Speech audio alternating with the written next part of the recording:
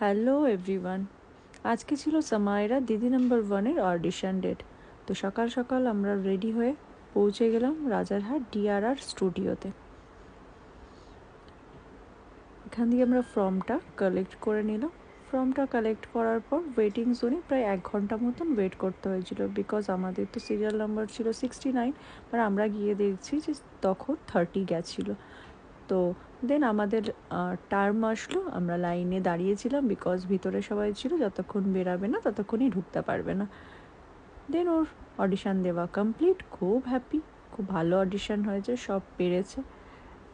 তারপর আমরা বেরিয়ে পড়লাম বাড়ির দিকে। আজকে শুধু নিয়ে গেছিলাম আমি জাস্ট ওকে এক্সপিরিয়েন্স করার জন্য, যে গিয়ে দেখুক কেমন কি হয় না হয়। তো ওর খুব ভালো লেগেছে, ও খুব আনন্দ হয়েছে, ওকে খুব ভালো ভালো কোয়েশ্চেন করেছে অ্যান্ড ও ভালো করে অ্যান্সারও দিয়েছে। তো চলো টাটা, যদি সিলেক্ট হয় আবার সবাইকে জানাবো। তো টাটা, বাই বাই, আবার নেক্সট ভিডিওতে দেখা হচ্ছে।